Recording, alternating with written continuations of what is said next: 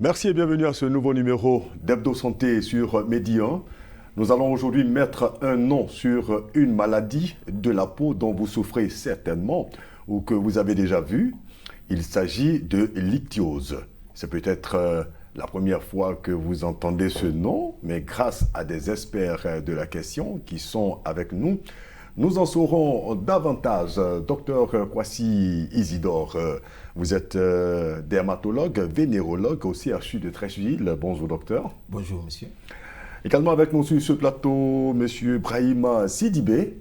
Vous êtes le président de l'association de personnes atteintes de l'ichthyose en Côte d'Ivoire. Bonjour monsieur Brahima. Bonjour monsieur Estache. Voilà, merci donc à tous les deux d'avoir accepté de participer donc à cette émission pour parler des causes, symptômes et prise en charge de l'ichthyose. Et nous allons commencer tout de suite donc par la situation épidémiologique de cette maladie en Afrique et particulièrement en Côte d'Ivoire. Est-ce que c'est un problème de santé publique? On a des chiffres pour mesurer l'ampleur, docteur? Oui, l'ichthyose n'est pas un problème de santé publique parce que c'est une maladie rare, c'est une pathologie qui est rare et son incidence dans le monde est estimée à environ 13,4 cas par million d'habitants dans le monde. Et en Afrique subsaharienne, on n'a pas véritablement assez de données pour estimer l'ampleur de cette maladie. Par contre, nous avons quelques études au Sénégal. Par exemple, l'ichthyose représenterait 0,12% des consultations à l'hôpital en dermatologie. Et chez nous, à Abidjan, au CHU de Treichville, une étude que nous avons menée sur 5 ans, nous avons recensé 10 cas d'ichthyose chez les enfants, qui nous fait environ 2 patients par an. Justement, vous l'avez dit. D'accord, vous l'avez dit, c'est une maladie rare. Oui. Le nom même déjà, ichthyose, c'est pas véritablement connu. Moi, c'est à la faveur donc de la dernière journée internationale consacrée à cette maladie que j'ai entendu parler d'ichthyose. Je me suis dit, de quoi il s'agit? Alors, nous sommes donc là sur ce plateau pour en savoir. C'est quoi l'ichthyose? Très bien. L'ichthyose vient du mot grec ictus, qui veut dire poisson, en fait. On assimile ces personnes qui souffrent de cette maladie aux poissons du fait des écailles qui sont sur le poisson. Et chez l'homme, l'ichthyose va se manifester par cette sécheresse extrême de la peau et qui va être associée à une desquamation. Ça veut dire que la peau est sèche et elle va être associée aussi à des pellicules de peau qui vont tomber, en fait. Donc, et ça donne l'aspect d'écailles ça donne l'aspect d'écailles, effectivement. C'est ce qui fait que cette maladie est appelée ichthyose. D'accord. Et est-ce qu'on a plusieurs formes ou alors il y a une seule forme d'ichthyose? L'ichthyose, il faut le dire, il y a 2 grandes formes d'ichthyose. Il y a des ichthyoses congénitales et l'ichthyose acquise. Quelle est la différence entre les deux? L'ichthyose, on va partir d'abord sur la base de l'ichthyose acquise. L'ichthyose acquise n'est pas associée à un problème génétique. C'est une personne normale qui a une pathologie quelconque, notamment l'hypothyroïdie, la malnutrition, le VIH. Et cette personne va développer un état d'ichthyose. Et cette forme d'ichthyose qui est acquise se traite plus facilement. Ça veut dire que le traitement de l'hypothyroïdie ou le traitement du VIH, le traitement de la maladie qui sous-tend cet état d'ichthyose permet d'aboutir à une guérison. Donc on va corriger... Voilà, on peut aboutir à une guérison. Par contre, la situation la plus difficile, c'est celle qui concerne les ichthyoses congénitales ou l'ichthyose héréditaire. Cette forme d'ichthyose, je pense que nous allons développer au cours de cette émission. Bien sûr. Cette forme d'ichthyose est associée à une mutation génétique. Ça veut dire qu'il y a une modification des gènes de la personne. Les gènes,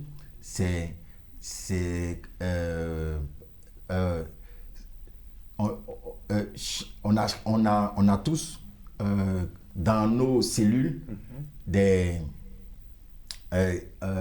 informations qui vont nous permettre d'avoir la coloration de nos yeux, la texture de nos cheveux, notre taille et tout.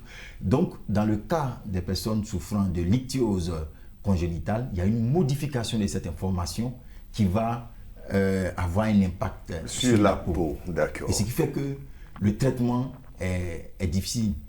Il faut... on aura le temps. On aura justement le temps donc de parler du traitement, de voir un peu si le traitement est possible, est-ce qu'on peut guérir de cette maladie.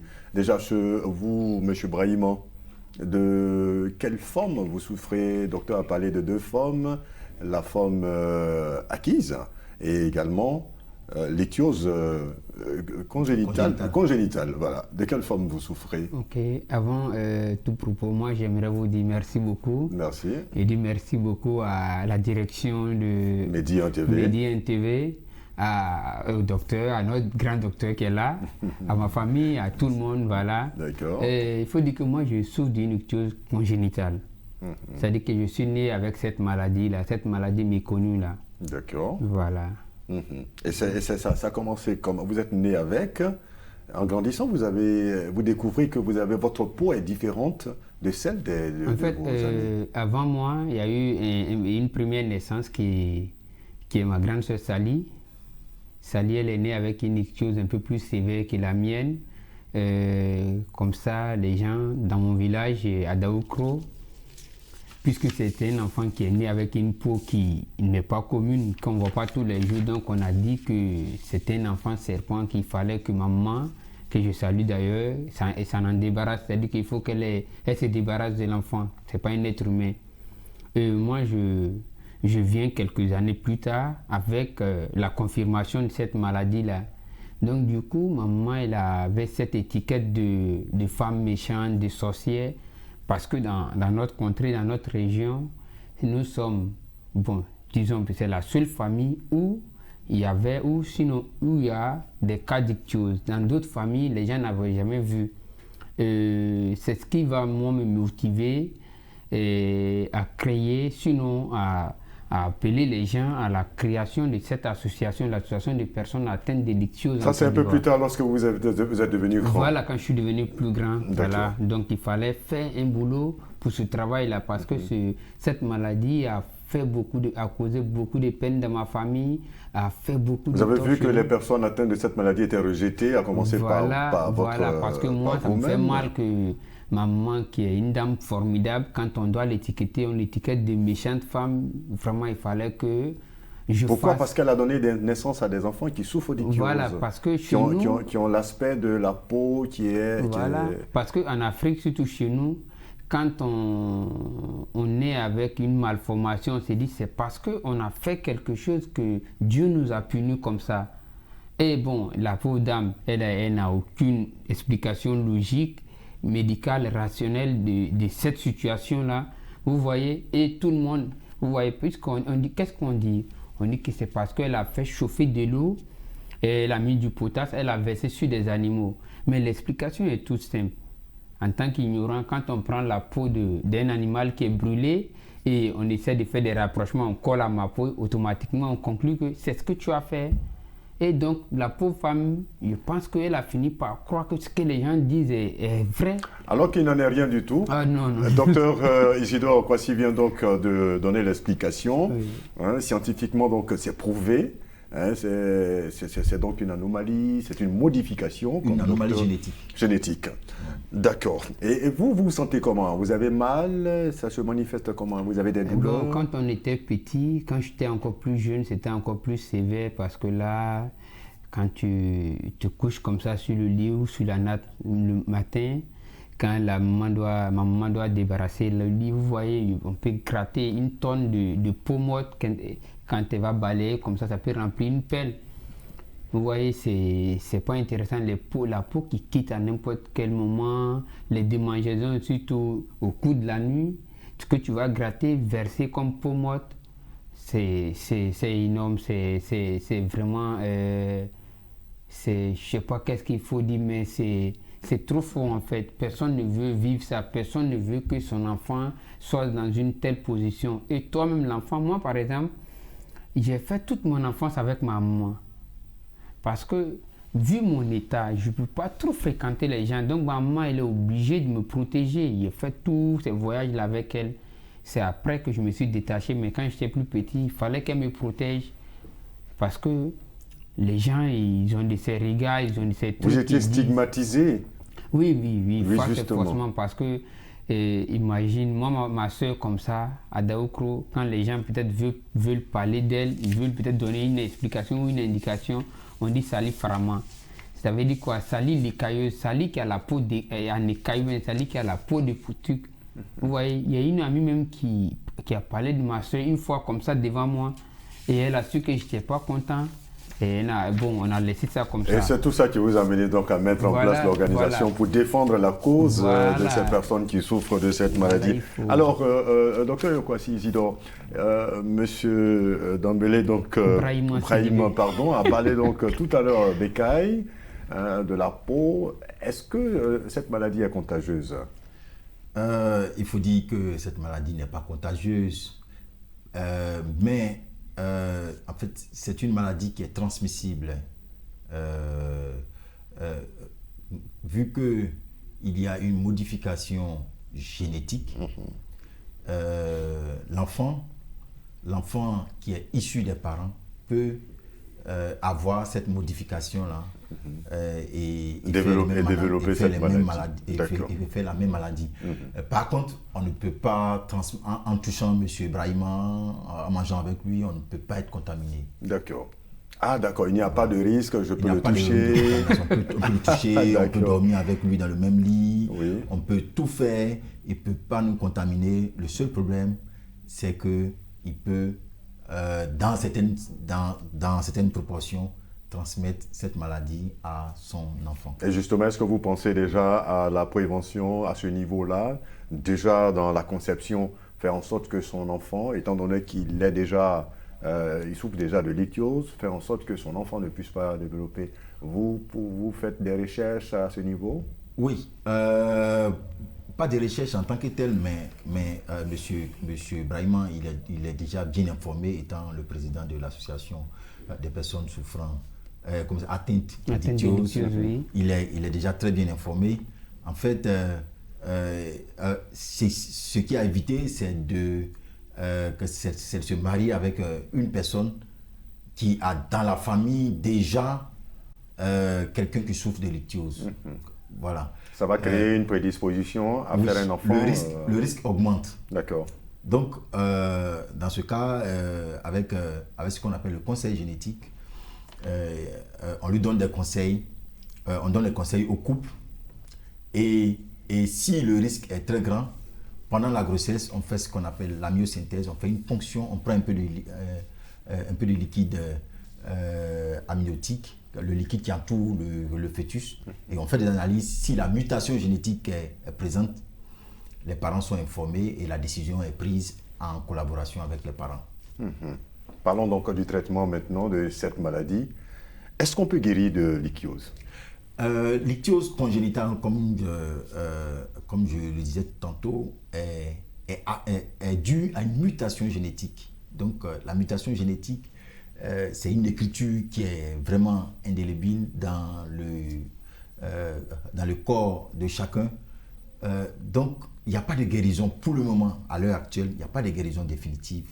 Il y a juste des traitements palliatifs. Ça veut dire qu'on va donner des traitements pour aider la personne à mieux vivre, à supporter sa maladie, mais il n'y a pas de guérison définitive. C'est là le drame de cette pathologie. Les parents, les patients viennent en consultation. Quand on pose le diagnostic, le parent qui est assis en face du médecin, il accepte le diagnostic, mais tout de suite, il disparaît pour ne plus jamais le revoir. On va peut-être revoir la personne malade plusieurs années plus tard avec des complications assez graves. Donc, oui, M. Brahima a posé donc un problème de personnes qui auraient développé des formes d'ichthyose à un certain âge. Alors, à partir de quel moment? Est-ce qu'il y a un examen pour établir véritablement qu'on est en face d'une ichthyose? L'ichthyose congénitale, le plus souvent, le bébé à la naissance peut avoir des stigmates. On peut avoir des signes qui vont nous orienter, qui vont nous dire que l'enfant fera une ichthyose. Ça veut dire que l'enfant il peut naître tout rouge. C'est ce qu'on appelle l'érythrodérmie. L'enfant, il peut avoir une membrane, il peut avoir une substance qui est autour de cet enfant-là. C'est le bébé collodion. Et puis, il peut être aussi un bébé harlequin. Ça, c'est la forme la plus grave. Donc, quand on voit un bébé comme avec cet état-là, on se dit qu'il va développer l'ichthyose. C'est sûr. Le bébé peut naître aussi apparemment sain et quelques années plus tard, il peut développer cette ichthyose congénitale. Par contre, à un âge un peu plus avancé, lorsqu'on a à l'âge adulte, quand on développe cette forme d'ichthyose, il faut d'abord chercher les facteurs qui peuvent donner l'ichthyose acquise, comme l'hypothyroïdie, la malnutrition, le VIH et toutes les pathologies qui peuvent entraîner la sécheresse de la peau. Il faut les éliminer avant de penser à l'ichthyose congénitale. Vous êtes sous traitement, M. Brahima? Oui, je pense que actuellement, oui. Actuellement, j'ai des crèmes que j'applique. De là même, je vais en profiter pour saluer un grand monsieur, Daniel Karboniski. D'accord. Voilà, j'espère que je prononce bien le nom. D'accord. C'est un grand DG ici à Abidjan qui nous a offert des crèmes. C'est un donateur. Un donateur. Et voilà. vous a gracieusement offert des crèmes. Voilà, des crèmes qu'on a distribuées. Moi-même, j'utilise ces crèmes-là présentement. Qu'est-ce que ces crèmes-là, ça améliore l'état? Ces crèmes-là, ça améliore l'état de la peau. Mais elles sont très onéreuses. Ça coûte beaucoup cher pour nous. Ces crèmes-là sont chères. Donc, il va falloir que les gens nous aident pour qu'on puisse les avoir, parce que ça coûte beaucoup cher. Ça va être le combat de l'association. Oui. Vous devez faire des plaidoyers pour que l'État, les gouvernements des différents pays, les organismes puissent vous venir en aide. Vraiment, on en a besoin. D'accord. Cette aide-là, vraiment, on en a besoin, parce que moi, je suis là aujourd'hui, j'ai la chance d'être sur un plateau de télé. Et par contre, il y a beaucoup d'entre nous qui n'ont pas cette chance-là. Et même si vous allez vers eux, ce n'est pas ceux qui vous reçoivent. Et avec les actions de votre association, vous arrivez à dénicher des personnes qui souffrent de cette maladie encore cachée? Oui, en Côte d'Ivoire, on compte environ 50 personnes atteintes d'ichthyose qu'on a recensées sur le terrain. Et vous continuez d'en recenser? Voilà, des gens qu'on connaît physiquement, des gens qu'on peut localiser qui sont à Yamoussoukro, à Daloa, à Kourogo, à Galébré, Divo, Daoukro. Est-ce que vous cherchez à rentrer en contact également avec d'autres associations dans d'autres pays ailleurs pour voir un peu quelle est leur expérience, comment est-ce qu'ils font pour améliorer leur quotidien? En Afrique de l'Ouest, en Afrique subsaharienne, je n'ai pas écho d'une association qui s'occupe de d'ichthyose. Mais en France, par contre, il y a une association là-bas, Association Ichthyose France. Voilà, j'ai échangé quelques fois avec la présidente, Madame Anne Audouz. Bon, ça s'est limité là. L'association existe, ça fait 30 ans maintenant. Et l'association, je pense qu'ils sont plus expérimentés et puis ils ont plus de moyens. Voilà, donc on continue toujours le travail parce que c'est pas facile. On voit que là, vous avez des besoins, vous, personnes atteintes d'ichthyose, avez des besoins. Et là, l'appel donc est lancé. Oui. On espère que des âmes généreuses vont donc voler à votre secours. Alors, docteur Kwasi Isidore, est-ce que vous avez des conseils à donner à ces personnes-là qui souffrent de cette maladie, l'ichthyose, dans leur vie de tous les jours? Oui. Le premier conseil, c'est d'abord d'accepter d'accepter la maladie. Il faut s'accepter d'abord. Parce que le plus souvent, quand on reçoit les patients que M. Brahima a l'honneur de me faire parvenir, ils n'acceptent pas encore la maladie. Ils ont l'impression que ils ont été ensorcelés, ils ont l'impression que quelqu'un leur en veut. Donc, quel que soit ce qu'on leur donne comme conseil, ils ne les appliquent pas. Donc, il faut d'abord accepter la maladie. Et secondairement, il faut éviter d'appliquer toutes les substances qu'on vous offre sur la peau, parce que la peau de ces personnes-là est très sensible. Ils sont amenés à appliquer des substances très corrosives pour essayer d'enlever la peau. Ça ne sert pas à grand-chose, parce que la peau que vous enlevez, elle va repousser. Elle repousse de façon... Étant donné que c'est une maladie génétique, ça est dans votre sang, ça va toujours... Donc, voilà, il faut éviter. Il faut prendre tout ce qui est conseillé, des savons doux, des savons qui n'agressent pas, des savons doux. Si vous n'avez pas l'argent pour acheter des savons qui sont en pharmacie, les savons de Marseille, on peut se laver avec. Et il faut s'hydrater la peau. Il faut... ici, si vous n'avez pas suffisamment de moyens, le beurre de karité peut faire l'affaire, tout en espérant que des âmes généreuses viennent en soutien à l'association. D'accord. Déjà, avec le beurre de karité, il faut commencer à hydrater la peau. Et il ne faut pas appliquer des substances qui vont encore détruire la peau qui est déjà assez agressée. Ça, c'est le conseil majeur, voilà. ça. Oui. D'accord. Alors, mais le soleil n'a pas d'impact sur leur vie, non? Non. Le soleil, quand ils sont exposés au soleil, ils vont avoir des tiraillements, ils vont avoir des picotements, ils vont avoir des démangeaisons. Donc, ils doivent se protéger, ils doivent avoir aussi une protection vestimentaire, parce que quand la peau sèche, ça démange, ça pique, ça tire, ça se fend. Vraiment, c'est assez désagréable. Donc, il faut se protéger aussi des rayonnements solaires avec des vêtements adaptés. Parce qu'ici, il fait chaud. Si c'est en Europe, on vous met des vêtements spécifiques. Mais ici, il faut se protéger, mais pas trop en faire. Voilà. Le soleil ne va pas entraîner un cancer ou une pathologie quelconque, mais c'est l'inconfort que cela produit. Donc, c'est à chacun de voir les vêtements qui sont adaptés à sa situation. Alors, la personne atteinte d'ichthyose peut vivre longtemps jusqu'à la fin de ses jours avec la maladie sans... L'ichthyose n'engage pas le pronostic vital. L'ichthyose ne tue pas. On ne meurt pas de l'ichthyose. On peut décéder de l'ichthyose, des complications de l'ichthyose. Je m'explique. Si quelqu'un a une forme grave d'ichthyose avec des fissures et que la personne applique des substances, des produits traditionnels qui ont surinfecté la lésion, sans traitement, la personne peut faire une infection grave et en mourir. Sinon, l'ichthyose ne tue pas.